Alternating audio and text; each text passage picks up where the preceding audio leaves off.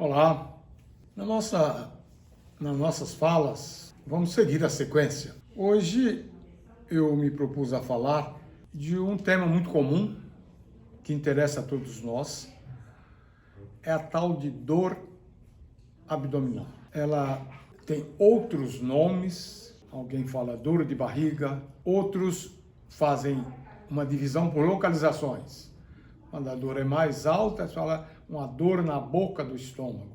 Quando é muito baixa, uma dor no pé da barriga. E assim vão dando nome de acordo com a topografia do incômodo. Quero falar de dor abdominal, que é sinônimo de tudo isso, porque ela está entre os problemas mais frequentes em medicina. Dor abdominal ou dores abdominais.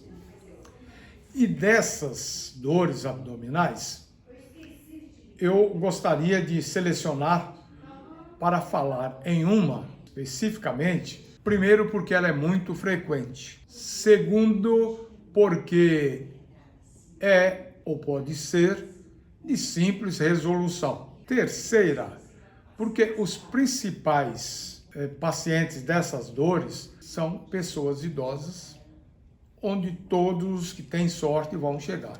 Eu estou me referindo à constipação intestinal, também chamado de prisão de ventre. Ela é mais frequente em idosos, mas pode acontecer, aliás, é muito frequente também em crianças menores, crianças pequenas. Não é à toa que na farmácia você compra um supositório chamado supositório criancinha, que é um preparado de glicerina que tem uma função catártica, tem uma função de eliminar o conteúdo do intestino para desobstruir o intestino da criança. A dor por constipação, ela pode variar de várias condições. Sedentarismo, pessoas que ficam o tempo todo acamadas, principalmente, tem muito problema com isso, porque as fezes saem pela peristalse, que é o movimento do intestino, mas também pela pressão ortostática, ou seja, pelo fato da pessoa estar em pé, facilitando, de acordo com a lei da gravidade, facilitando que o conteúdo do intestino venha para baixo e que finalmente encontre a saída. Outra causa são as doenças neurológicas, pessoas que têm lesões que comprometem a condução do estímulo nervoso para a parte do intestino onde as fezes ficam depositadas. Tem também os distúrbios mentais, tem as dietas rigorosas para emagrecimento, os alimentos processados e o problema que costuma acometer mulheres multíparas, mulheres que têm muitos filhos, é a cistocele e também a retocele. A cistocele é uma queda da bexiga que se projeta na parte terminal, parte distal do intestino, chamado ampola retal, e ela comprime esse tubo. Ele é um tubo bem maleável. Ela comprimindo dificulta a passagem do bolo fecal, das fezes. Por outro lado, dependendo da posição, a retocele também pode prejudicar. Eu estava falando, parece que eu falei uma frase errada. Cistocele é a bexiga rebaixada. Ela comprime para baixo o tubo intestinal. Isso, então, é o que dificulta a saída das fezes. Mas agora eu quero falar especificamente de um problema. É a constipação pelas fezes ressecadas. Vamos entender essa questão de fezes, a composição das fezes. As fezes, o componente principal das fezes, aproximadamente 75% é água, é líquido. Os outros 25% são fibras que não são digeríveis e bactérias próprias do intestino, que são eliminadas no ato de defecar. Imagina se 75% das fezes é líquido, é água, fica fácil da gente entender que a restrição de água é o principal responsável por esse que é um dos piores e dos maiores quadros de ressecamento de fezes que provoca a constipação intestinal.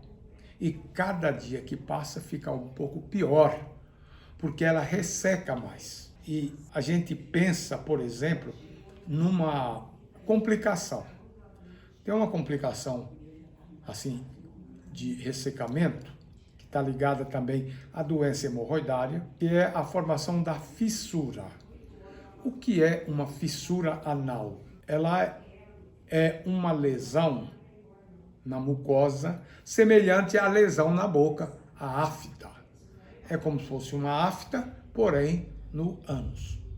Quando a pessoa constipada consegue evacuar com força, fezes ressecadas, um bolo fecal já mais espesso, já mais grosso, calibre maior, ele vem abrindo a parede intestinal, rasgando e aumenta a fissura. Ocorre que é uma ferida comum. A ferida sara. Se a pessoa não é diabética, tem todos os parâmetros normais ou próximo disso, ela sara com uma semana. O constipado, ele demora a evacuar. Quando ele volta a evacuar, a ferida que sarou reduz a luz do intestino, reduz o calibre do intestino. Como ele fica menor, a dor é maior, a dificuldade é maior e ele foge ainda mais do ato de defecar, porque isso incomoda. A cicatriz diminui, a próxima vez será maior a dificuldade, o forçar disto aumentará mais ainda a fissura, então fica esse ciclo vicioso que é difícil de romper se não for exatamente pelo tratamento que começa pela ingesta adequada de água. Algumas pessoas alegam que não, eu não bebo porque eu não tenho vontade, não tenho sede. Eu gostaria de rebater assim de uma forma tão simplória como simplória essa afirmação. O que dá vontade de beber água é beber água. Você cria o hábito de beber água. Mas está difícil. Então encara isso como um remédio. Você nunca tem vontade de tomar injeção, você nunca tem vontade de tomar uma benzetacil, não é verdade? Então, você toma por quê? Porque foi dito para você, se você não tomar um antibiótico, se você não tomar essa injeção, você vai contorcer de dor, você vai morrer de infecção ou coisas parecidas. Então, não é questão de eu não gostar de tomar água. Na vida a gente tem que aprender, não é fazer do que gosta, é gostar do que faz. Eu necessito dessa providência. Uma boa coisa é encarar desse jeito. A outra é começar o dia tomando água. Ela abre o apetite, ela facilita o trânsito intestinal, tem uma porção de vantagens. Mas quanto de água que eu devo tomar? Essa é uma pergunta que naturalmente surge. Porque tão maléfico é a falta de água, como quase, ou talvez até pior, o excesso de água. Onde é que está o problema do excesso de água? Ele leva a uns sais chamados eletrólitos ou eletrolitos, como o potássio, como o sódio, como o cálcio, como outros. A diminuição do potássio vai comprometer as fibras do coração e exatamente as fibras do intestino. Menos potássio, menos atividade das fibras do intestino, maior dificuldade do intestino ordenhar as fezes até a saída. Então, existe uma fórmula que ajuda a gente ter uma ideia de quanto d'água a gente deve tomar. A gente multiplica o peso da pessoa, o seu peso, multiplica por 30, divide o resultado em várias tomadas durante o dia. Então, vamos pensar numa pessoa que pesa 80 quilos. Quando você multiplica 80 por 30, você vai ter 2.400. Você põe nome nisso. 2.400 ml. Ou 2 litros e quase meio. Redonda para o meio. Não é bom tomar. Bem, eu vou tomar 1 litro agora de manhã em jejum. Daqui a pouco eu tomo mais. Não é bom. Não é bom porque esse excesso de água serve de lavagem intestinal. A água não deve ser mais do que em torno de 300, 400 ml. Naturalmente, se a pessoa está com muita sede, teve uma privação muito grande de água, ele está com sede, está com vontade, bebe mais. Porém, não é essa a rotina. Outra coisa importante é, assim que der vontade de defecar, ainda que seja uma vontade pequena, vai para o banheiro defecar. Terceira orientação. Não leve celular para o banheiro, não leve livro, jornal, coisa para ler. Porque você desvia a atenção de uma atividade importante. Hoje há um modo de dizer que o intestino é o segundo cérebro. Se o intestino é o segundo cérebro, o cérebro é o segundo intestino. Então, se você está defecando, está sentado no seu vaso, e ao mesmo tempo você está prestando atenção na leitura, a sua atenção não está concentrada no ato que você está realizando e isso prejudica. Além do fato de que a pessoa que fica muito tempo no vaso, ela tem uma tendência maior para doenças hemorroidárias, porque o ânus a mucosa do ânus fica exposta e aumenta a possibilidade de desenvolver doença hemorroidária. Há algumas condições que alteram um pouco essa regra.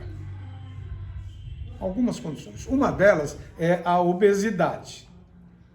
A pessoa que tem excesso de peso, e nós já falamos disso aqui, o excesso de peso é quando você tem um IMC acima de 25. Ensinamos também como calcular, não custa repetir.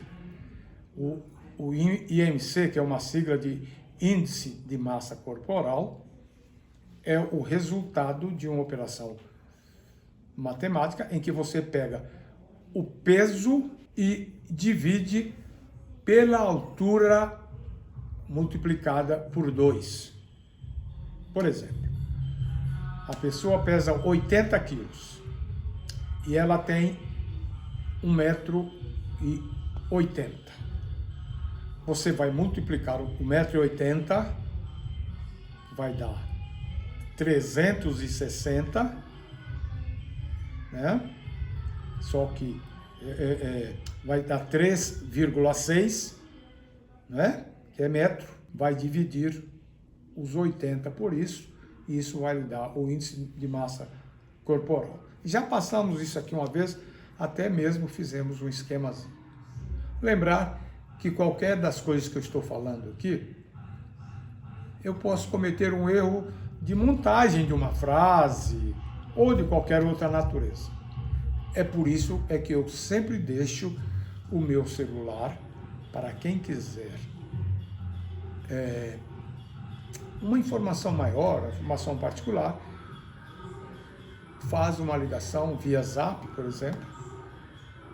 Eu vou repetir, o meu número é 995 25 9659. Mas estava falando de condições que podem exigir um aporte maior de água. Um dia de calor, um exercício físico rigoroso, uma diarreia, pode exigir um consumo maior. Então, eu queria falar isso exatamente na intenção de sempre, que é para poder ser útil. Um abraço, até a próxima.